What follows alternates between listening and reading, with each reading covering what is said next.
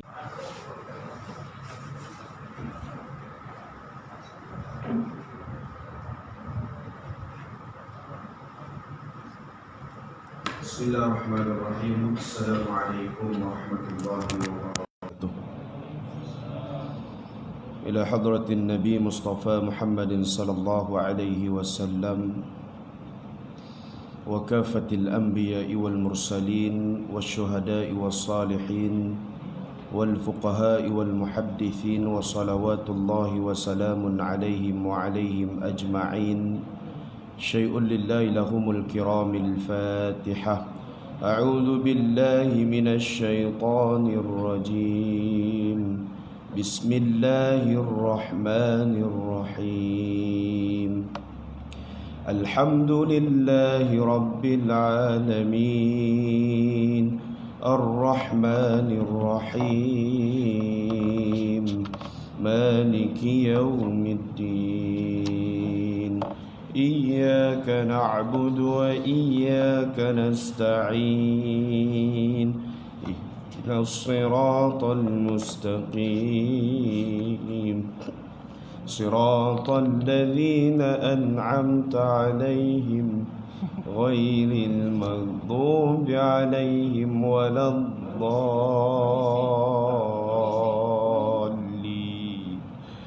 Amin.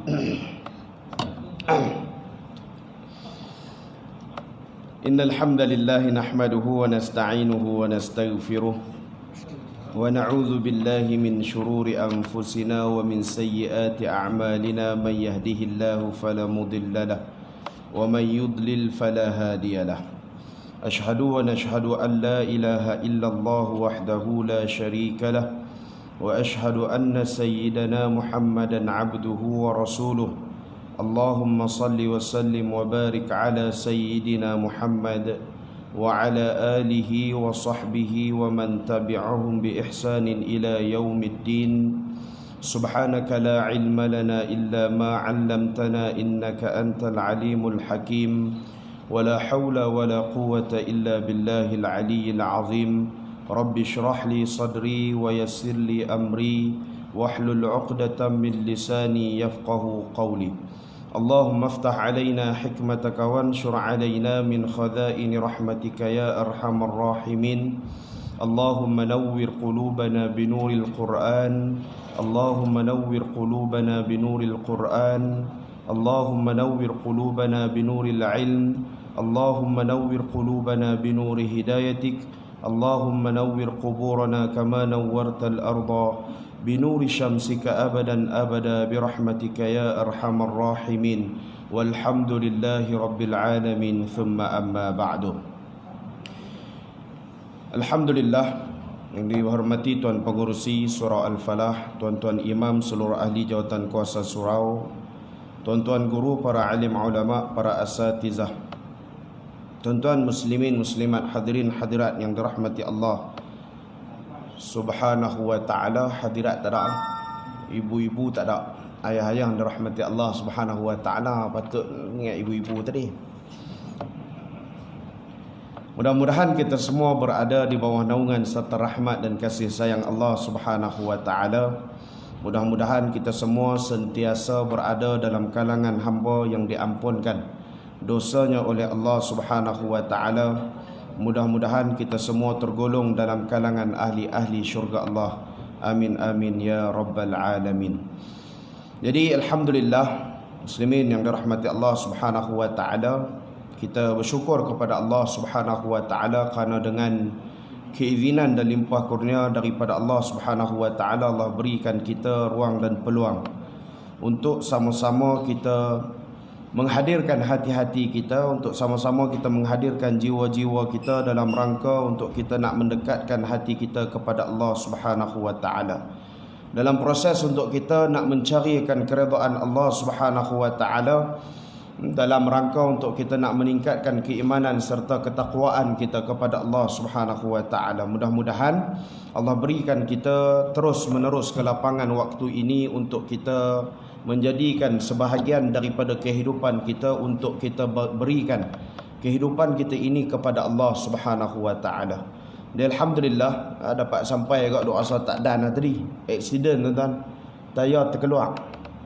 Tak tahulah teruk jugalah kancil dengan kereta apa tu depan stesen minyak 5. Saya minta stesen minyak baru tu.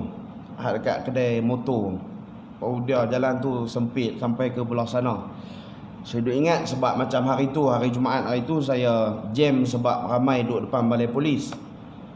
Sampai depan tu tak ada apa, sampai depan stesen minyak 5 tu rupanya accident. Melintang tengah jalan. Jadi bila accident ni dia tak kalih kereta tu. Pasal nak tagak gambar lah apalah. Jadi problem yang main daripada belah sinilah. Minta maaf banyak-banyak lambat sampai hari ni.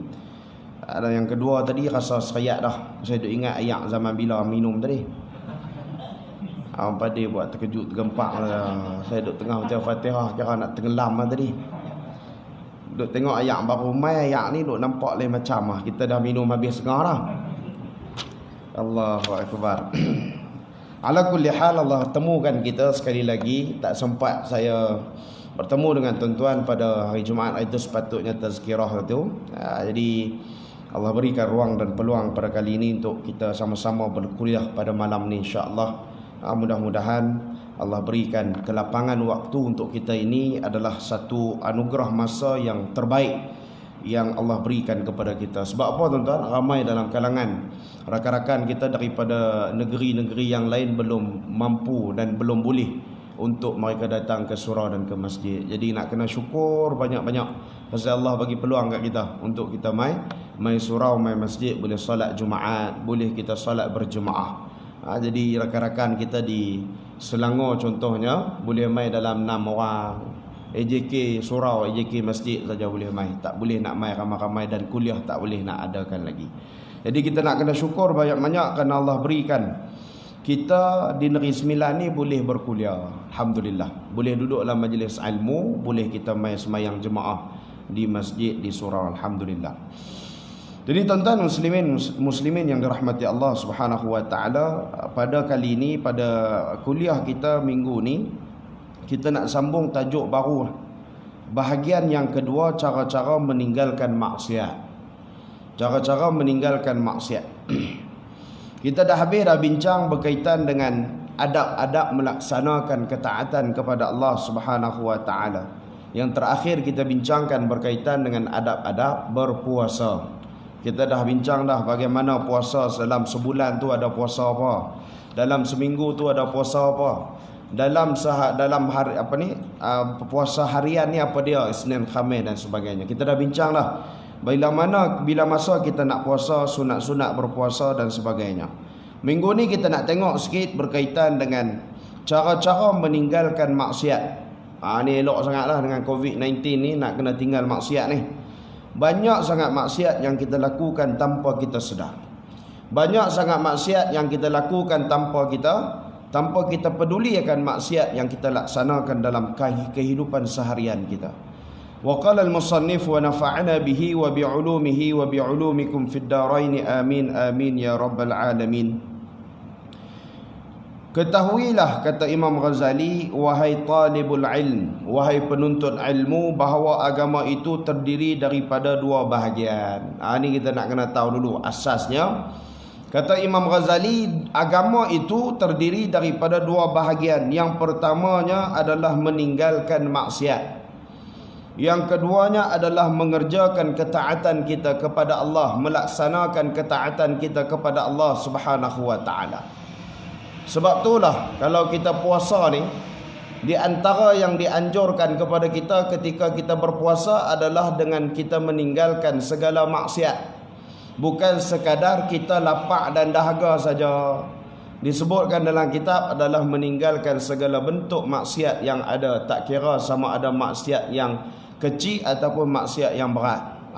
Sebab itulah dalam melaksanakan ketaatan kepada Allah, kita berpuasa, kita kena meninggalkan maksiat. Dalam kita melaksanakan ubudiyah kita kepada Allah seharian, kita datang salat jemaah, kita puasa, kita buat zikrullah, kita ingat kepada Allah, kita buat apa bentuk ibadah sekalipun, dalam masa yang sama kena tinggalkan maksiat. Kata ulama, tidak ada kesannya di dalam hati seseorang itu sekiranya dia melakukan ibadah, akan tetapi dalam masa yang sama melakukan maksiat. Hak ni yang kita nak tengok ni, di antara perkara yang penting dalam kehidupan kita, tuan-tuan. Maka asasnya agama itu terbahagi kepada dua. Yang pertama sekali meninggalkan maksiat. Yang kedua adalah mengerjakan ketaatan kepada Allah Subhanahu wa taala. Sebab itulah Imam Syafi'i rahimahullahu taala satu hari tanya kepada tok guru dia, syakautu ila waqi'in su'a hifzin. Dia tanya, wahai tok guru aku Waqi', Imam Waqi'. Saya sampai dah makam dia, tuan-tuan. Allahu akbar. Tengok makam Imam Waqi' sedih. Depa orang Arab Mesir ni tak jaga. Makam Imam Syafi'i pun bau hancing. Allahu akbar. Siapa yang pernah mengaji di Mesir tahu.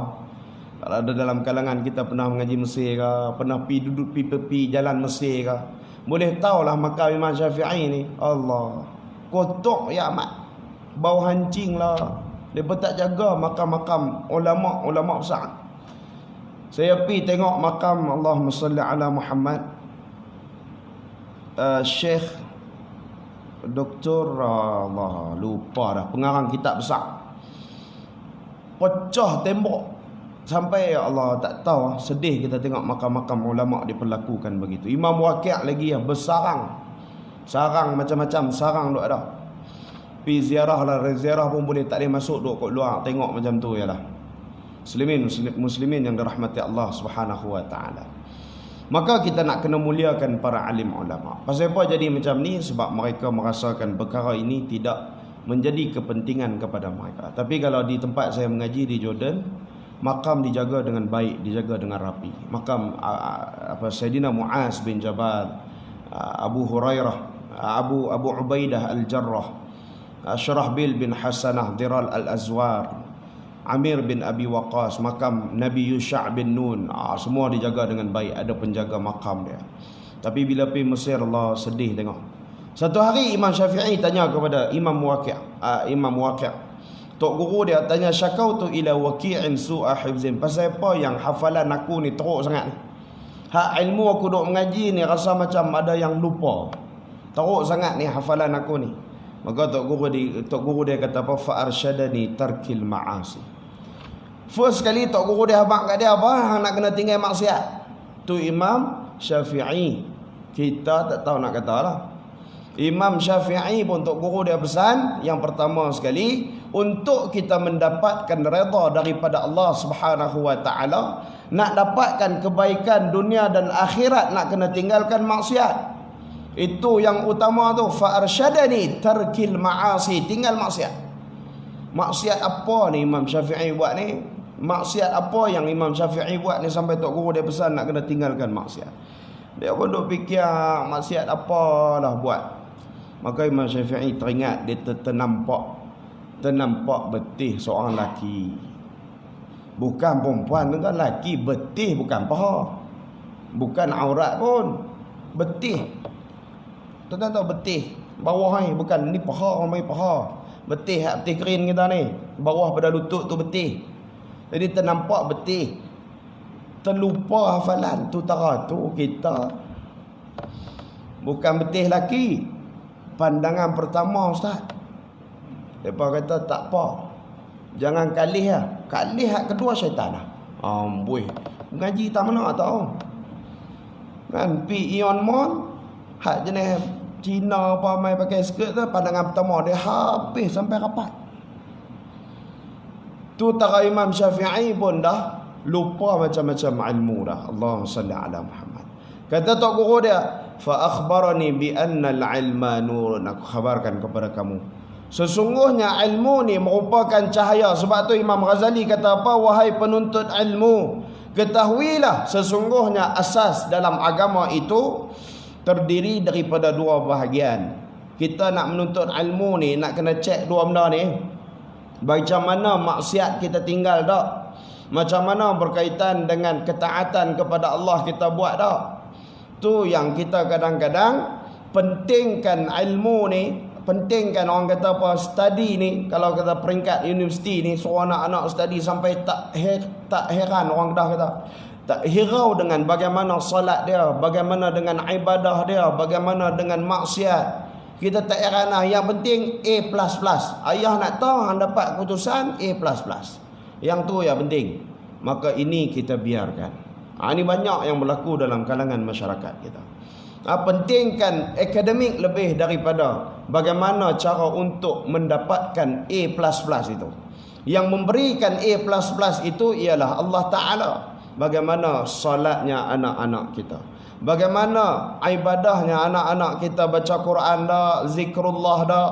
Bukti yang menunjukkan orang yang dapat 21A, 17A, kita tanya, di antaranya Nur Madihah ke apa, Kelantan, 22A. Dia habaq apa? Tiap-tiap malam bangun qiyamul lail.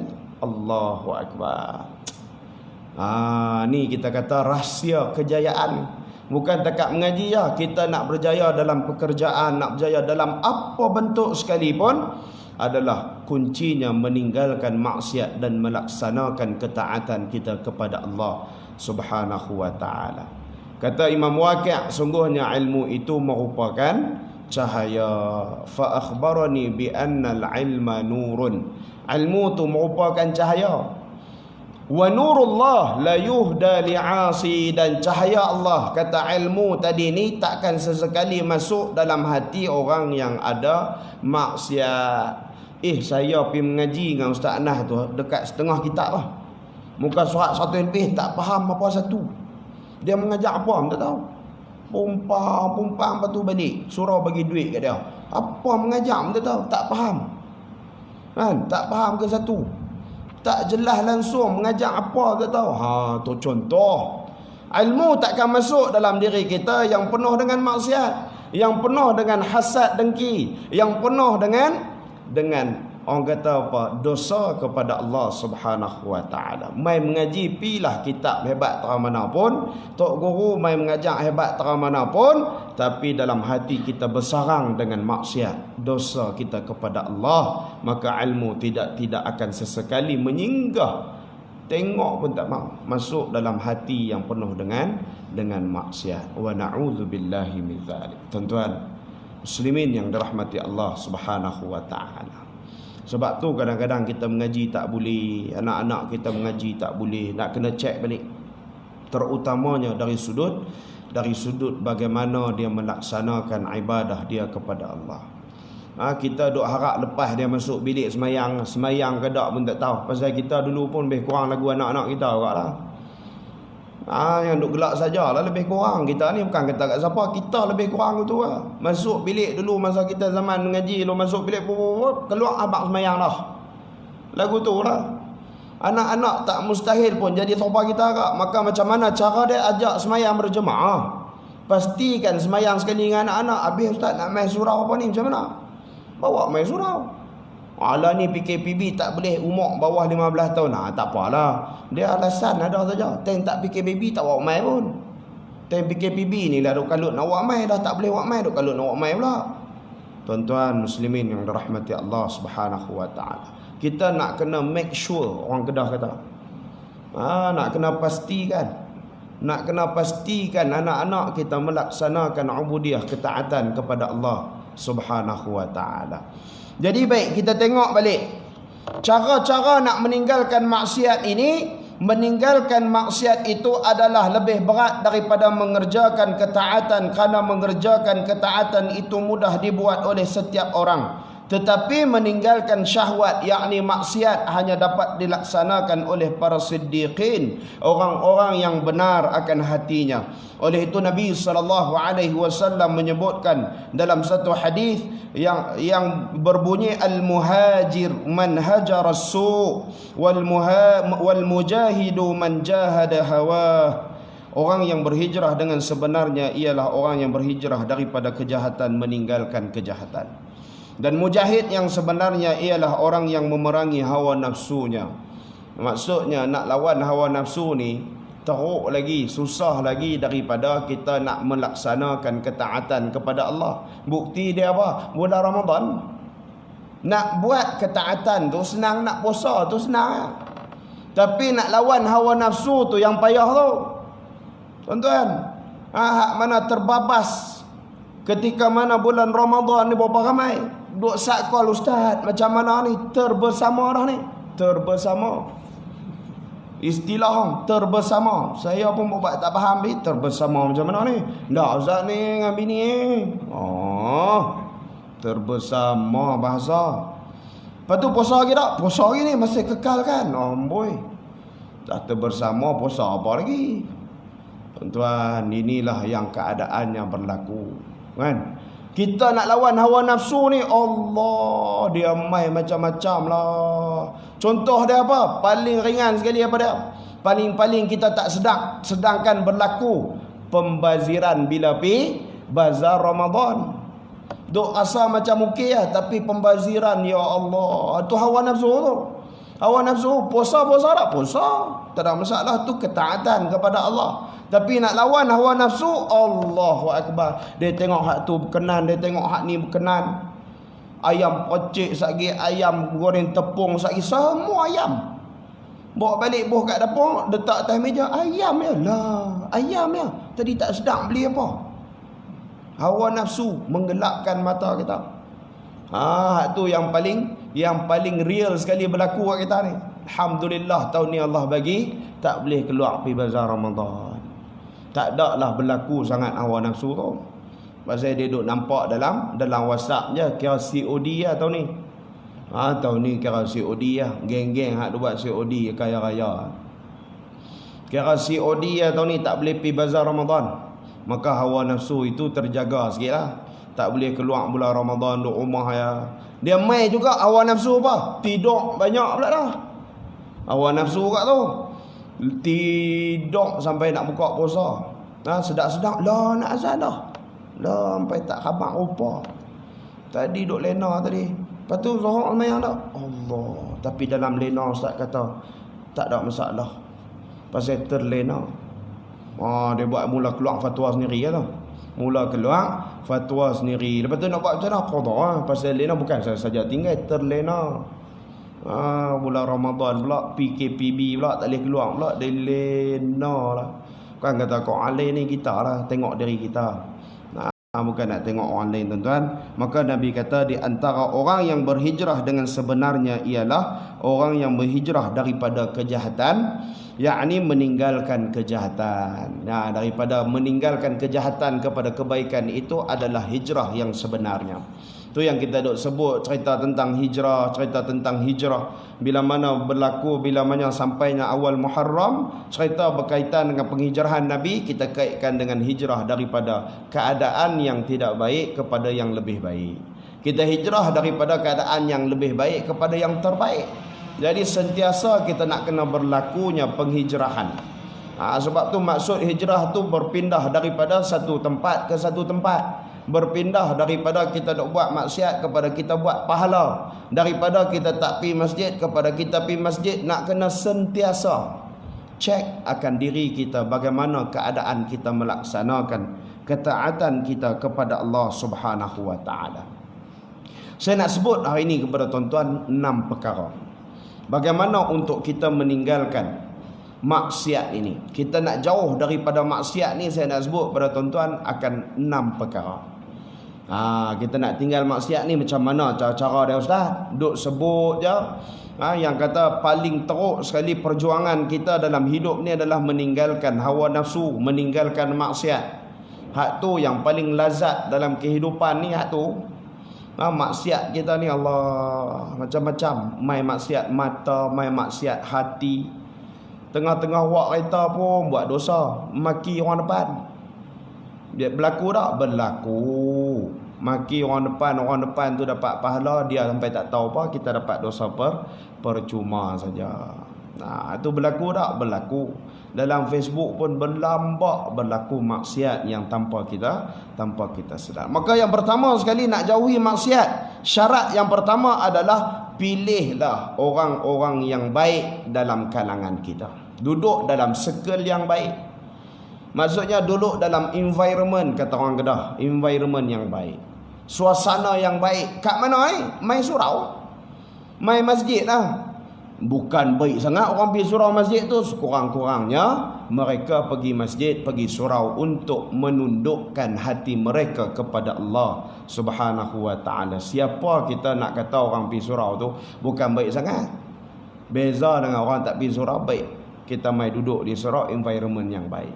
Duduk saja di surau pun dapat pahala, duduk dalam rumah Allah. Tengok Quran pun dapat pahala. Kita ambil Quran tengok saja, tak boleh nak baca pun dapat pahala. Mai duduk dalam circle yang baik, mai duduk dalam kumpulan-kumpulan yang boleh membawa kita kepada Allah Subhanahu wa taala. Adapun duduk berseorangan ini, kata ulama, dapat membuka kita kepada jalan yang tidak baik. Bila duduk seorang-seorang ni macam-macam, syaitan lagi nak ganggu kita. Kalau duduk ramai-ramai kawan-kawan boleh tolong peringat. Tama kita pergi kerja ke, kita pergi belajar ke, duduk universiti ke, sama.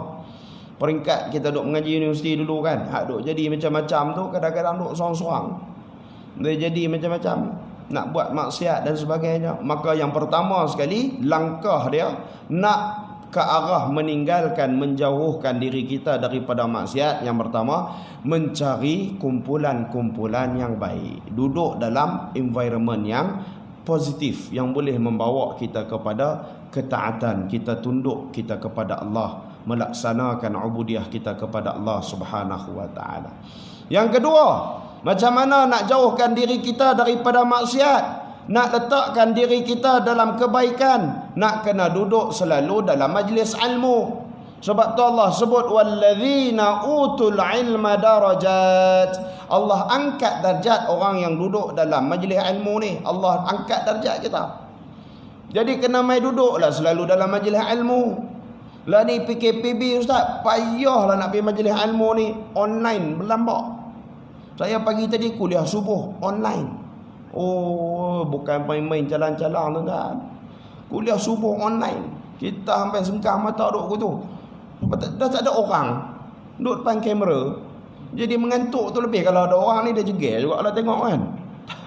Tak ada orang. Saya Allah, kuliah subuh online Masjid Al-Hidayah Kelana Jaya.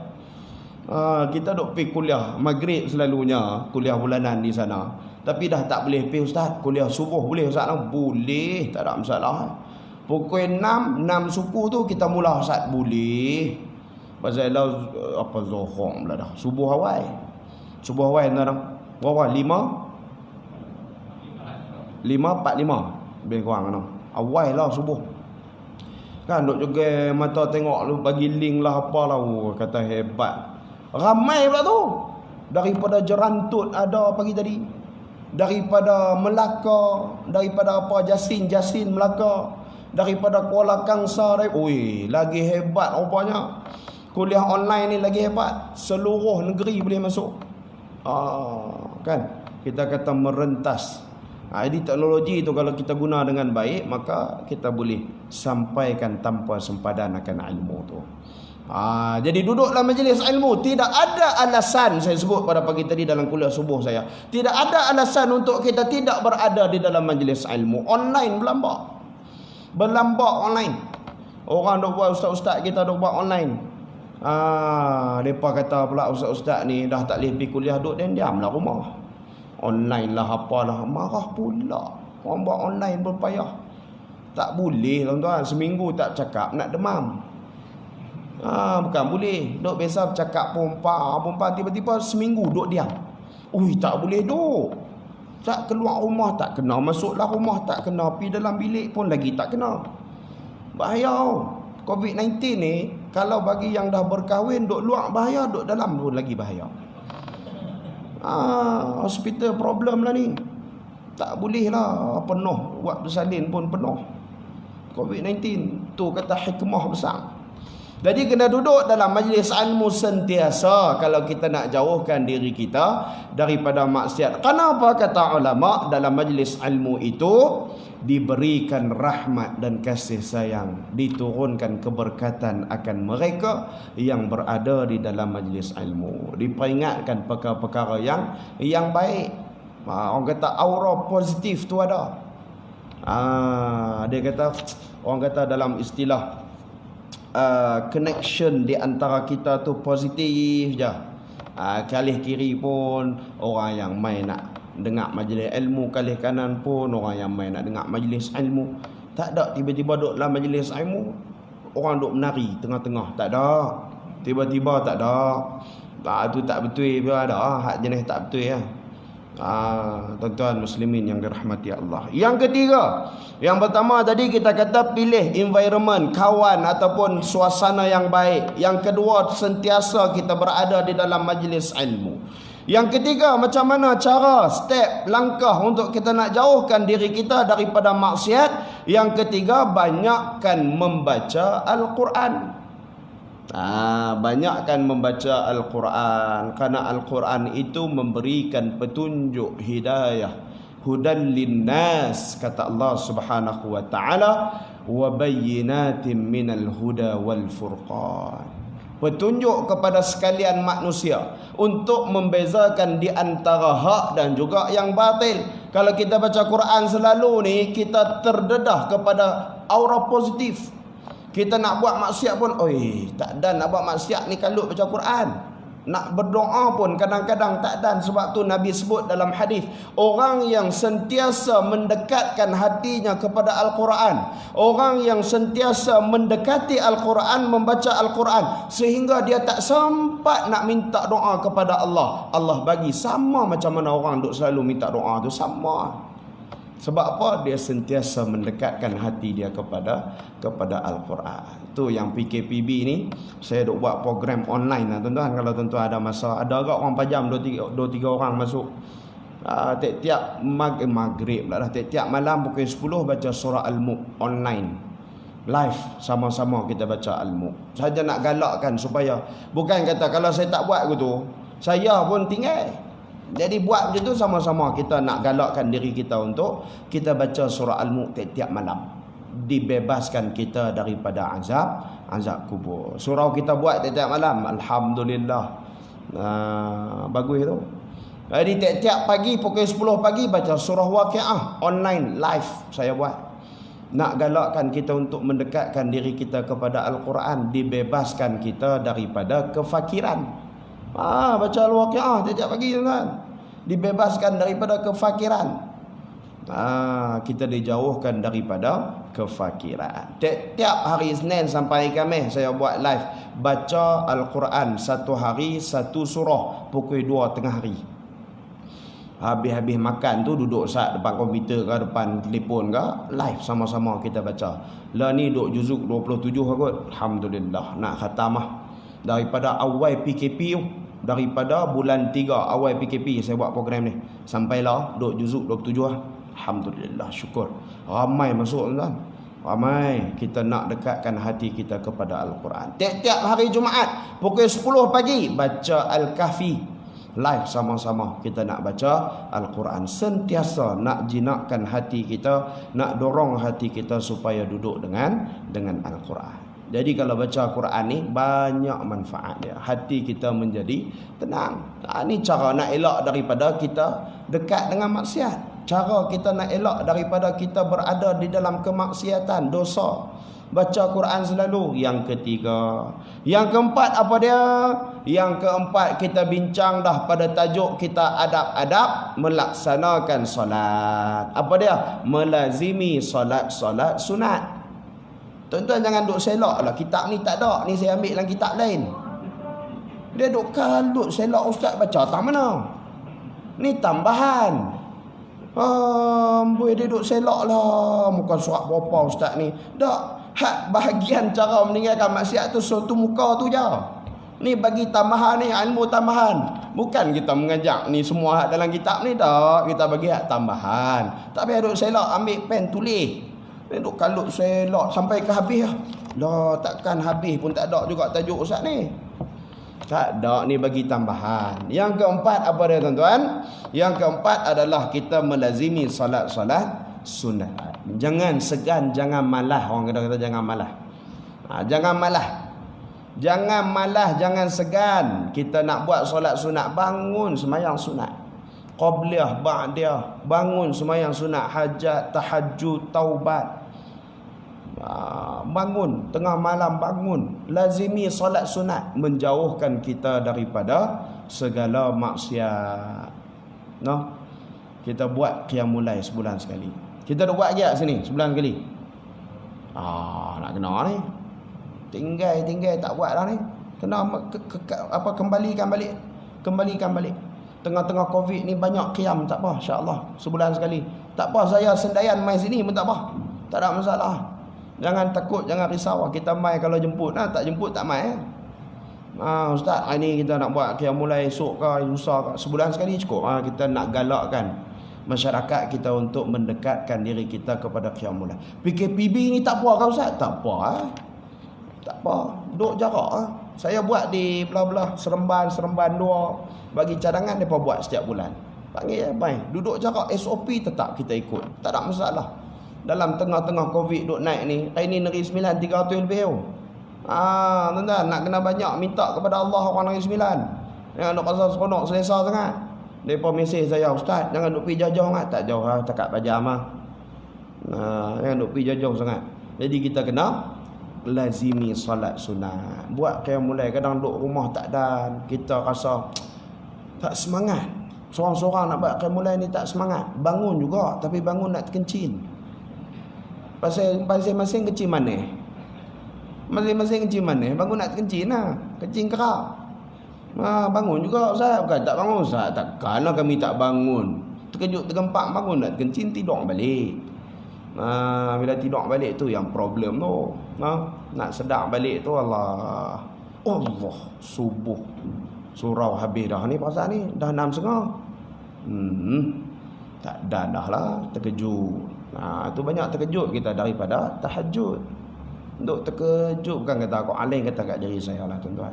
Kita sama-sama nak muhasabah diri kita. Nak jauhkan maksiat, yang kelimanya banyakkan istighfar. Allah sebut istaghfirillah, beristighfarlah kamu kepada Allah. Faqultu astaghfiru rabbakum innahu kana ghaffara. Tu dia. Allah sebutkan dalam Al-Quran, faqultu astaghfiru, katakanlah istighfar, mohon keampunan. Istighfar ni adalah cara untuk kita mendidik hati kita supaya tunduk kepada Allah Subhanahu wa taala. Kita astaghfirullah rabbal baraya, astaghfirullah minal khataya, ampuniku ya Allah Tuhan manusia, ampuniku ya Allah dari dosa-dosa. Astaghfirullah rabbal baraya, astaghfirullah minal khataya. Kita istighfar kepada Allah. Allah siapa qiyamul lail no? Siapa qiyamul lail? Siapa malam ni kita tidur sini, qiyamul lail sini. Junoh dah ustaz ni, pasang dah. Jabat agama mai pin kosongkan surau. Aku dah ustaz dah bagi cadangan pelik-pelik live pula tu. Jabat agama duk tengok ni. Tuan-tuan jadi kita istighfar. Dengan istighfar ni boleh menghapuskan dosa kita. Istaghfirillah. Dengan istighfar juga boleh mengundang rezeki daripada Allah. Alhamdulillah Subhanahu wa ta'ala. Jadi kita banyakkan istighfar. Duduk saya saja istighfar. Duduk saya saja istighfar. Duduk saya saja istighfar. Berkaitan dengan istighfar ni, saya kira tuan-tuan dah dengar dah cerita ni, yang dicerita oleh Al-Fadhil Tuan Guru kita Ustaz Jafri Al-Mahmudi, yang mai bagi kuliah maghrib kat tempat kita. Kalau ingat lagi pasal masa tu saya ada. Tak ingat lagi sampai lah ni. Dia cerita tentang Imam Ahmad Ibn Hanbal. Ingat tak? Ingat Ustaz. Apa dia tahu? Cara tu. Tahu dah. Ingat Ustaz, ingat cerita tu, takkan tak ingat Ustaz Jafri cerita itu. Apa atas istighfar tu pasal banyak sangat dia sebut. Tak dia sebut satu tu lah. Tak ada banyak. Apa dia? Ingat tak? Ingat apa dia? Ha? Hatu Ustaz, hatu lah. Lebih kurang macam cuba Ustaz sebut dulu, saya kami ikut. Cara tu. Ni cerita Tok Imam dengan orang nak akad nikah. Tok Imam kata istighfar dulu. Dia ni duk peluh bercerau dah. Suruh istighfar. Tok Imam pun suruh okey istighfar dulu, sekali kita mula akad nikah. Tak apalah ni macam ni, Tok Imam mula dulu, saya sambung. Boy. Pandai. Yang nak akad nikah pun bukan biasa-biasa tuan-tuan, engineer. Kan? Tok Imam istighfar dulu, saya sambung. Ni cerita ni tak ingat. Tak ingat apa tu, Ustaz istighfar dulu, saya kami sambung. Tok Imam pun cerdik ke? Bukan biasa-biasa mengaji Jordan. Tok Imam pun cerdik juga. Tok Imam pun astaghfirullahalazim alladzi. Tok Imam berhenti tang tu. Hak dia pun sambung tanpa segan silu. Alladzi yuwaswisu fi sudurin nas minal jinnati wan nas. Tok Imam terkeluar terus kepala otak hang. Pening terus kepala. Punya tak tahu istighfar. Dia ingat Tok Imam tu bodoh macam dia. Tok Imam pun cerdik, berhenti dekat alladzi. Allahu akbar. Jadi kita nak kena ingatlah hak Tok Guru mengajar tu apa dia. Sekali kita tanya ni, apa dia istighfar tu? Kami ni bukan tak ingat Ustaz. Amalan tu banyak. Masa duk susun tu istighfar saja dekat 20 Ustaz. Sampai 20 istighfar. Apa dia tuan-tuan? Astaghfirullah wa atubu ilaih. Hak tu lah. Ingat dah. Habis tang tu jaga. Ada lagi tak sambungan? Ustaz ni pula dah. Pasal macam ada lagi. Pasal macam ada lagi dah hak tu ya. Hak tu je, astaghfirullah wa atubu ilaih. Ingat tak lagi cerita dia? Apa dia kesan dia? Tuan-tuan ni. Semua pakat nampak khusyuk, tawaduk, semua kepala masuk dalam baju. Pasal apa? Dah Ustaz cerita tu lama mana dah? Ustaz Jafri main lama mana dah? Manalah nak ingat. Saya sama dengan tuan-tuan lah duduk kat sini, saya duduk dekat kamera. Masa tu Abang Zul duduk rakam. Ingat cerita dia berkaitan dengan seorang pemuda yang mengamalkan istighfar ni. Astaghfirullah wa atubu ilaih. Apa dia kesan dia? Rezeki. Dia kata tak ada satu permintaan pun yang aku minta kepada Allah yang Allah tak mustajabkan. Allahu akbar. Hebatlah. Jadi istighfar ni banyak jenis istighfar. Istighfar tuan-tuan, lazimi istighfar untuk menjauhkan kita daripada maksiat. Yang keenam lah kita kena berhenti awal. SOP. Tak boleh lama. Saya tidak pukul 9 lagi, tak pukul 9 tak berhenti ya. Tapi SOP nak buat macam mana tuan-tuan? Kurang-kurang kita boleh main kuliah, main majlis ilmu juga, alhamdulillah. Pasal masuk dah tu 8.10 tu, isyak tu 8.10 masuk dah. Sekali kita sikit lagi nah. Yang keenam. Tadi yang pertama kita kata pilih environment ataupun suasana yang baik, kawan-kawan yang baik untuk kita mengelakkan diri kita daripada terjatuh ke jurang kemaksiatan. Yang kedua, selalu menghadiri majlis ilmu. Kita duduk dalam majlis ilmu selalu. Yang ketiga, banyakkan membaca Al-Quran. Yang keempat, lazimi salat sunat. Yang kelima, banyakkan istighfar. Yang keenam, yang last sekali, hari ini bagi 6 lah. Banyak-banyak saya lupa. 6 ni pun banyak dah. Itu dia loceng bunyi ya tu. Tunggu sat sikit lagi. Yang keenam, last. Sentiasa muhasabah diri kita. Ni penting. Sentiasa muhasabah ni ulama ajak setiap malam sebelum tidur kita muhasabah diri kita. Sebelum nak lelap mata tu tak tangan atas dahi. Tak tangan atas dahi fikir hari ni aku buat dosa apa ni hari ni. Aku buat kenat kat siapa ni. Jangan cari kebaikan terlebih dahulu daripada kemaksiatan. Cari maksiat lu, cari dosa kita lu. Pasal apa? Nak minta ampun hak baik tu tak apa dah lah. Saya kalau cari baik dulu kata ulama akan menimbulkan riak di dalam hati kamu. Ni tak tangan atas dia aku buat baik kat siapa hari ni. Aku buat baik kat siapa hari ni. Aku buat baik, aku bagi sedekah kat siapa ni, tak payahlah, itu dah baik dah. Ni cari hak yang tak baik ni. Aku buat jahat kat siapa, aku kenat kat siapa, hari ni aku ni fikir muhasabah balik setiap kali sebelum kita tidur. Muhasabah balik, maafkan orang lain, kita maafkan orang. Ni sebelum kita tidur ni, muhasabah balik apa yang kita dah buat dalam kehidupan kita sepanjang 40 tahun ni. Umur dah 40 dah ni, buat apa dah? Umur dah dekat-dekat 50 ni, kita buat apa dah? Adakah maksiat itu lebih banyak daripada ketaatan kepada Allah? Itu muhasabah. Bukan muhasabah hak kemarin je, hak lama-lama tu. Tu yang isu kita bincang sebelum ni. Bagaimanakah kita nak qada solat-solat yang kita tinggalkan ketika zaman muda kita kan? Banyak kita tinggal solat ketika kita dah capai ke balik ni, solat tak cukup, macam-macam. Baru ni semalam saya dijemput, kalau tuan-tuan tengok live dalam Facebook, macam-macam dok suruh saya buat review makan burger lah, apalah, ya Allah. Seboleh belaka apa kata ustaz ni. Habis tak ada makan macam orang lain, habis penuh makan, kita buat cara sopan dah suruh review burger pula. Saya tak pernah dalam sejarah saya duk review makanan ni. Kita pun makan sedap kan. Kalau nak beli kena pergi kat Senawang.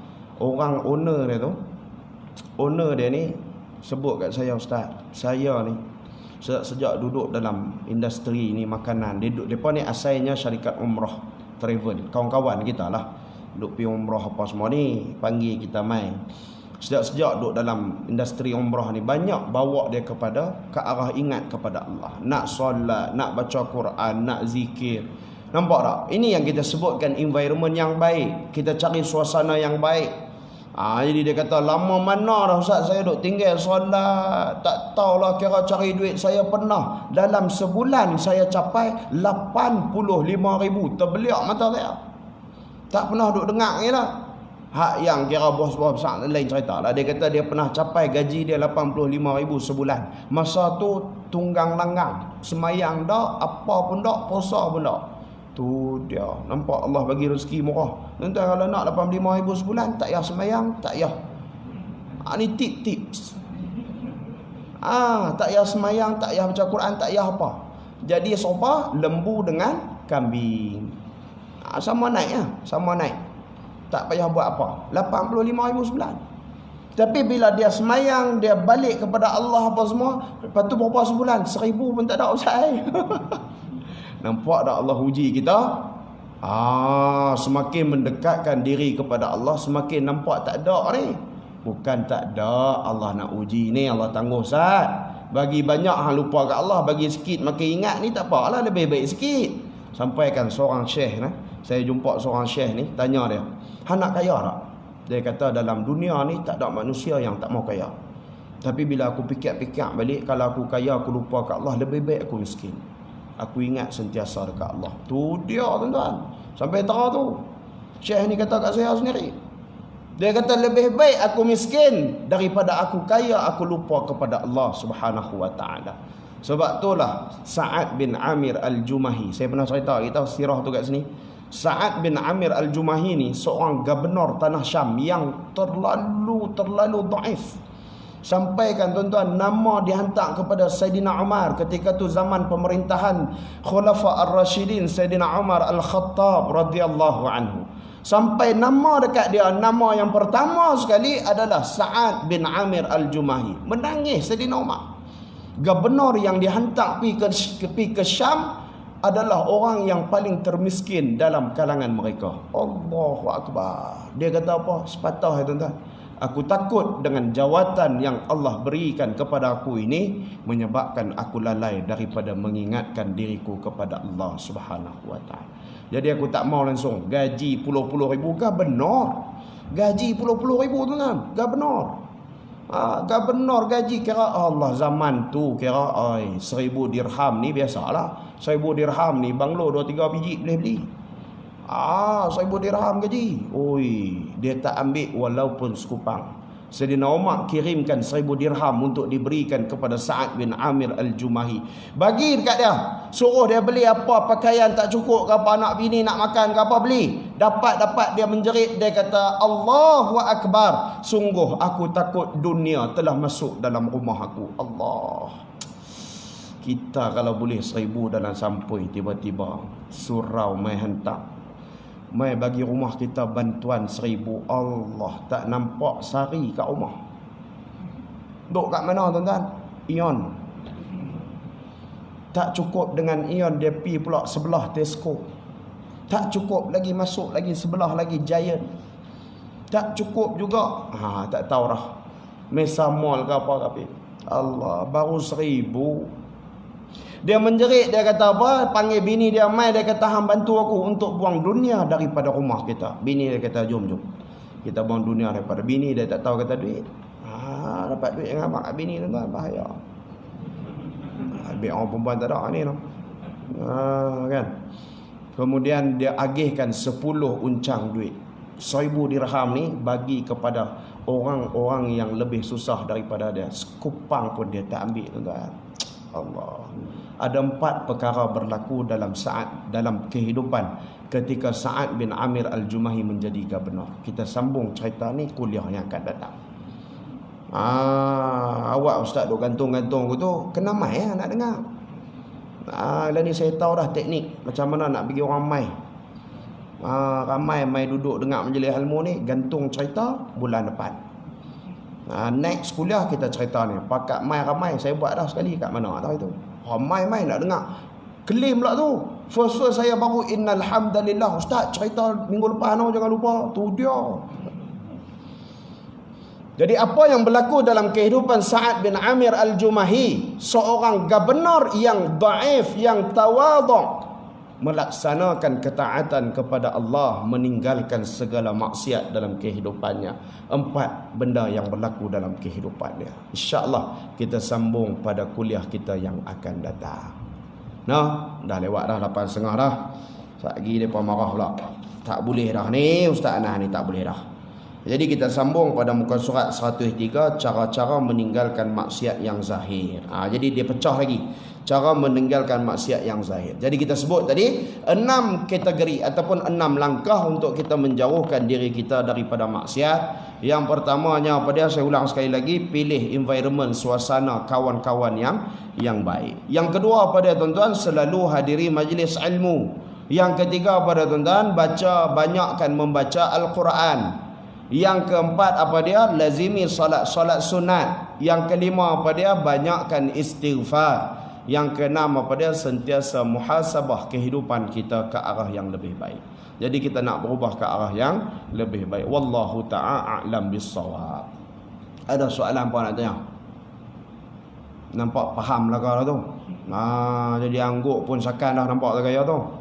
Faham semua dah no? Alhamdulillah, syukur, mudah-mudahan kita boleh jauhkan diri kita, hati kita daripada segala bentuk maksiat, sama ada besar ataupun kecil. Jadi kita nak buat insya-Allah, mudah-mudahan kita mohon kepada Allah sentiasa nak mendekatkan hati kita kepada Allah Subhanahu wa taala. Wallahu ta'ala, yang baik datang daripada Allah Subhanahu wa taala, yang buruk daripada diri saya sendiri. Saya mohon ampun pada Allah, mohon maaf kepada tuan-tuan sekalian sekiranya ada salah dalam tutur bicara saya. Mohon teguran, mudah-mudahan kita semua diberkati oleh Allah Subhanahu wa taala, dimasukkan oleh Allah ke dalam syurganya. Amin amin ya rabbal alamin. A'udzu billahi minasyaitonir rajim. Bismillahirrahmanirrahim. Alhamdulillahi rabbil alamin, wassalatu wassalamu ala asyrafil anbiya'i wal mursalin wa ala alihi wa sahbihi ajma'in. Allahumma faqihna fid din wa 'allimna ta'wil wahdina siratakal mustaqim. Allahumma inna na'udzu bika min 'ilmin la yanfa' wa min qalbin la yakhsha' wa min nafsin la tashba' wa min du'a'in la yustajabu laha. Allahumma inna na'udzu bika minal baras والجنون والجذام ومن سيء الأسقام ربنا آتنا في الدنيا حسنة وفي الآخرة حسنة وقنا عذاب النار وصلى الله وسلم عليه والحمد لله رب العالمين. Jadi insya-Allah hari ni ada orang mesej saya tadi tanya, ustaz minggu ni bawa ada ayam hak jual hak itu punya, ada bawa lah kereta saya tu, siapa nak ayam organik boleh beli balik masak terus ya. Dia bersih siap dah. Ayam organik yang saya bawa mai pada kuliah saya hari tu, saya bawa mai ni hari ni tak ada pembantu pasal duduk lah kereta dia tak keluar. Sekali boleh pergi buka pintu kereta saya, boleh ambil siapa yang nak lah. Ada dua pack, premium dan juga ekonomi. Yang premium RM22.5, ekonomi RM12.5. Hak ekonomi beza apa dengan premium? Ekonomi 800 gram, premium sekilo 450 gram. Potong 12 dengan potong 6. Siapa nak boleh ambil kat atas saya, tak banyak bawa sikit yang malam ni. Mudah-mudahan dapat membantu sikit sebanyak kerja dakwah yang saya jalankan di jalan Allah Subhanahu wa taala. Aqulu qawli hadza wa astaghfirullahal azim li wa lakum. Assalamualaikum warahmatullahi wabarakatuh.